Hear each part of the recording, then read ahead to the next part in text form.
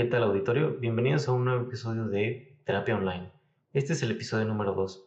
Es un episodio muy especial ya que aquí es donde voy a poder empezar a enseñarles acerca de qué es la terapia cognitivo-conductual, qué es conducta, qué es pensamiento, qué es emoción, que son tres conceptos fundamentales para que podamos empezar a mejorar. El primer paso para poder mejorar nosotros es tener un poco de psicoeducación. ¿A qué me refiero con eso? Que conozca el público en general, o sea, ustedes, los que van a ser, digamos, mis pacientes online, eh, cómo es que nosotros funcionamos. Si no sabemos cómo funciona un sistema, es difícil que podamos cambiarlo o que podamos hacer un cambio significativo. ¿Sí? Es como si abrimos una computadora y no sabemos cuáles son los componentes. No vamos a poder realmente diagnosticar qué es lo que le está pasando. Y lo mismo tenemos que hacer con nosotros mismos. Ahora, ¿qué es lo que tenemos que hacer? Pues bueno, primero les explico qué es el pensamiento. El pensamiento o cognición, de ahí viene lo cognitivo de la terapia cognitivo-conductual. La cognición o el pensamiento es toda la actividad eléctrica de nuestro cerebro que se convierte en pensamientos, que se convierte en representaciones, en imágenes, en argumentos, en lógica, y después sale a través del lenguaje. ¿Sí? Entonces, ¿qué es lo que es el pensamiento? Pues bueno, es nuestra manera de interpretar el mundo. Es la manera en cómo nosotros tratamos de darle sentido a las cosas que nos pasan. Sin embargo, pasa el tiempo y nos educan muchísimas cosas, nos enseñan un montón de cosas en la escuela, nos enseñan matemáticas, historia, civismo, un montón de materias que son muy útiles en la vida. Sin embargo, nunca nos enseñaron que, bueno, nosotros mismos somos una fuente de estudio y nuestra propia mente puede también ser una fuente de estudio, ¿sí? Nuestra mente no es un ente separado de nosotros, es parte de nuestra biología, es parte de nosotros. Y el asunto está en que si no educamos la mente, también puede empezar a tener problemas, ¿sí? Si no nos enseñaron desde pequeños, por ejemplo, el hábito de ahorrar, de grandes también vamos a tener ese problema de ahorrar. Lo mismo nos pasa con nuestro pensamiento. Si de pequeños no nos enseñaron a pensar de la mejor manera posible, a la hora de que seamos adolescentes y adultos, vamos a cometer muchísimos errores. Y aquí está el asunto. Realmente a nadie, o muy pocas veces, muy poquitas personas nos enseñan cuál es la mejor manera posible para nosotros pensar. Además, si a eso le agregamos que hay muchas ideologías, hay muchas culturas que incluso enseñan a pensar mal, bueno, pues por ahí estamos teniendo un grave error, ¿sí? Simplemente por dar un ejemplo, el machismo. En muchos países, incluido México, claro está, desde niños a los varones nos enseñan muchas cosas que no tienen sentido, como de que somos según esto más fuertes que las mujeres, como de que las mujeres sirven para una cosa y luego para otra. Ese tipo de ideologías, por supuesto que están sumamente mal. Sin embargo, con eso nos crían y luego las vamos repitiendo aunque no tengan sentido, aunque no sean ni siquiera ciertas. Y muchas de esas cosas se van pegando. Por ejemplo, el valor que le asignamos al éxito. Hoy en día damos un valor al éxito demasiado grande y cuando fracasamos también le damos un valor demasiado, demasiado grande. Tanto así que muchas personas terminan por tener unos pensamientos muy feos acerca del fracaso, del éxito, y puede esto llevarlos a un problema de ansiedad, de depresión, incluso de suicidio. ¿Sí? Entonces, como no enseñamos bien a las personas a pensar de la mejor manera posible que les permitan desarrollarse adecuadamente en sus vidas, que pues les permita estar tranquilos, estar en paz y a veces incluso estar felices, pues bueno, más bien a veces los educamos para que estén atados a un sistema, les enseñamos que estén atados a una serie de valores que no son ciertos y que además dañan, hacen mucho daño a la gente. Entonces, ese es el primer punto. Toda la actividad de nuestra mente, ¿sí? La vamos a catalogar como cognición. Todas esas interpretaciones, todas estas ideas, creencias que tenemos de muchísimos años, bueno, eso es cognición. Pensamiento, ideas, cognición, creencias, vamos a utilizarlo indistintamente para no confundir a para no confundir al público, ¿sale? A ustedes, mis pacientes. Entonces, bueno, esa es la primera. La segunda, emoción, ¿sí? ¿Qué es una emoción? ¿Sí?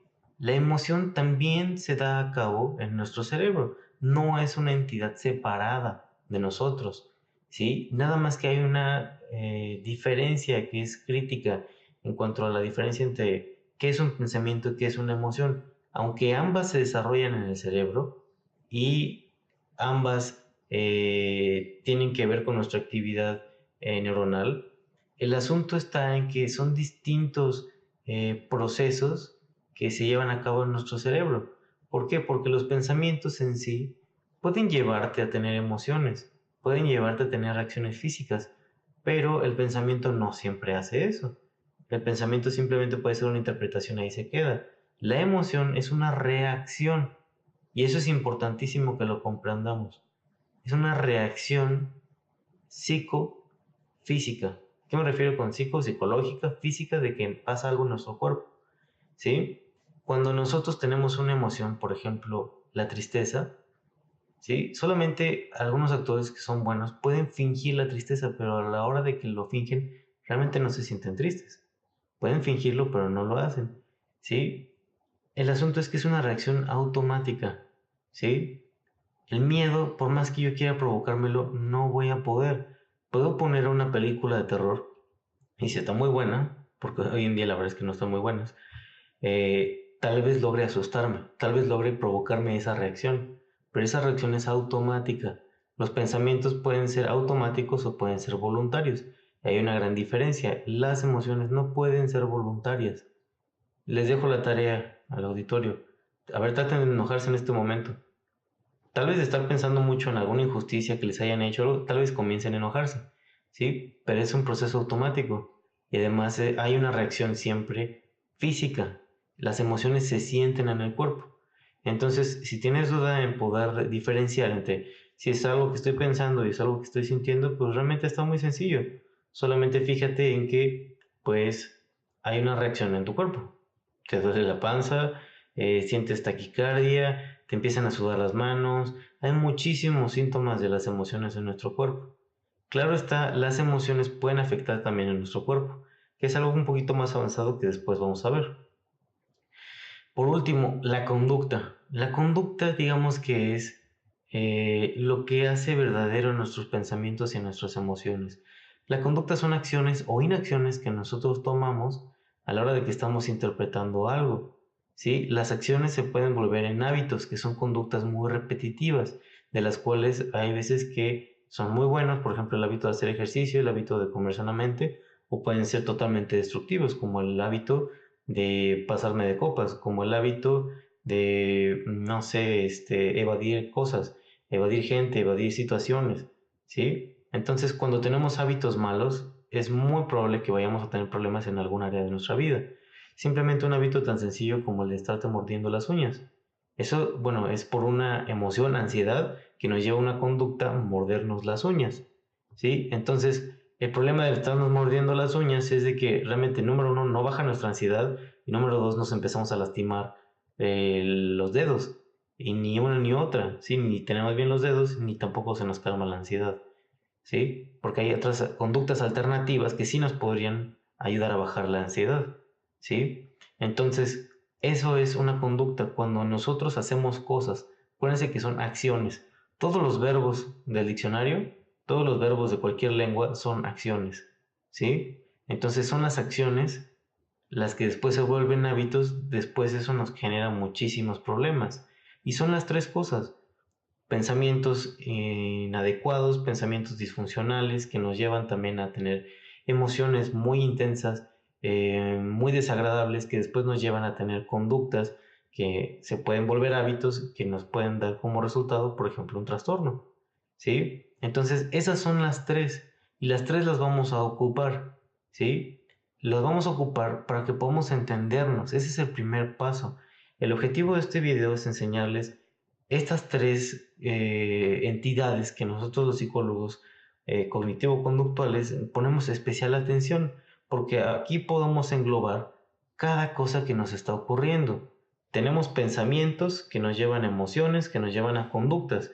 No siempre es en ese orden, realmente puede ser en cualquier orden. Podemos tener emociones que nos provocan un pensamiento.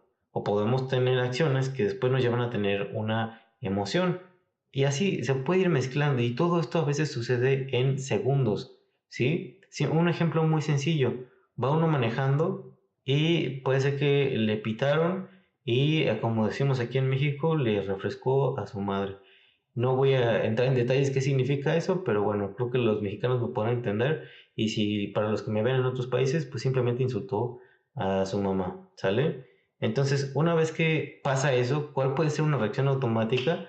Puede ser una reacción de enojo. Y eso me puede llevar a esa reacción de enojo, ¿sí? Ni siquiera me lo pienso mucho, es un pensamiento muy rápido y actúo impulsivamente, que es que se me le puedo cerrar a ese coche. Hay personas que incluso se bajan de su coche y empiezan a golpearse. Una reacción que parece como casi instintiva, primitiva, y de alguna manera sí lo es, pero es totalmente inadecuada para lo que está pasando.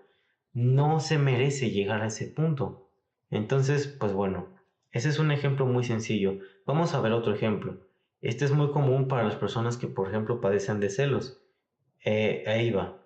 Eh, Me levanto en la mañana y puede ser que yo tuviera un acuerdo con mi novia de que yo le mando un mensaje, después ella me manda un mensaje y así. No me llegan los mensajes de la mañana. ¿Cuál es mi primer pensamiento? Híjole, ¿no será que pues es que está hablando con otra persona? ¿No será que tal vez me puso el cuerno? Y entonces me entra una ansiedad tremenda, unos celos tremendos. Esa es la reacción emocional. Y entonces, ¿qué se me ocurre hacer? Pues le marco y no me contesta y le marco y le marco y le marco hasta que me conteste. Y cuando me contesta, híjole, no se la va a acabar la novia. Le voy a empezar a reclamar, le voy a empezar a decir cosas, ¿eh? Y no se nos pasó por la mente tal vez que simplemente se quedó dormida o que estaba muy apurada por llegar a su trabajo. Hay tantas posibilidades. Sin embargo, pues la primera reacción que tuvimos, la inadecuada, fue pensar que ya nos estaban poniendo el cuerno, que ya nos estaban siendo infieles. ¿Sí? Y hay muchos ejemplos como estos. A lo largo de toda la experiencia que he tenido como terapeuta he visto muchos, pero muchísimos ejemplos de malas interpretaciones, malas conductas, emociones disfuncionales, ¿sí? Entonces, bueno, ese es el primer conocimiento que les quería transmitir.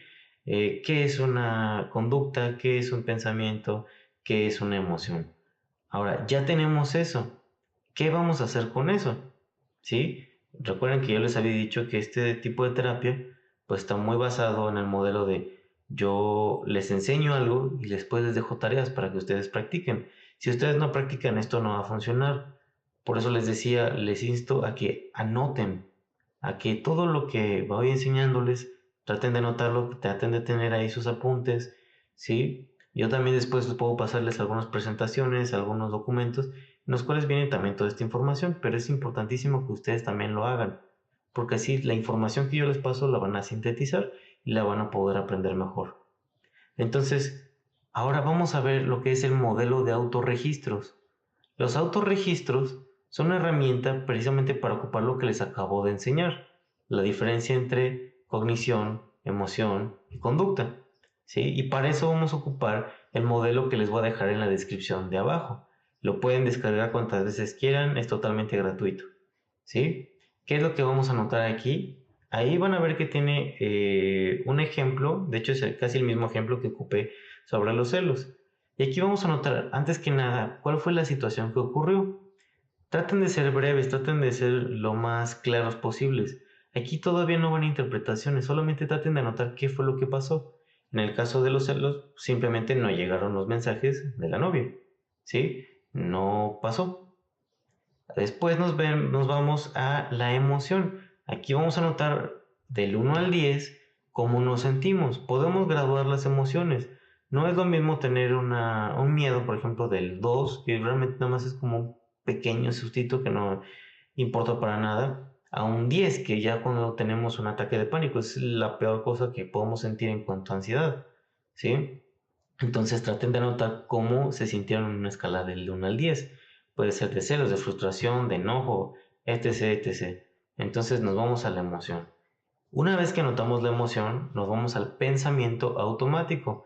¿Se recuerdan lo que les había dicho? Hay pensamientos que son voluntarios y hay pensamientos que son automáticos. En el caso de los pensamientos automáticos, son ideas que simplemente se nos vienen a la cabeza, ¿sí? ¿De dónde vienen? Pues obviamente que de nuestra educación, de nuestra cultura, de nuestras experiencias de vida, de ahí vienen, ¿sí? Entonces acuérdense, el problema es que los pensamientos automáticos pueden estar mal, pueden tener problemas, pueden ser interpretaciones erróneas que nos hacen sentir mal, que nos hacen sentir ansiosos, que nos hacen sentir demasiado molestos y iracundos, que nos pueden hacer sentir muy celosos y ni siquiera está ocurriendo nada, ¿sí? Entonces traten de notar las cosas así como se les vienen. Si se les viene una imagen, así por más horrible, por más fea que pueda ser, así la anotan. Si se les viene una serie de palabras así acerca de ustedes mismos, por ejemplo, es que no sirvo para nada, es que soy un tonto, es que me la van a pagar, es que por culpa de no sé quién, anótenlo así,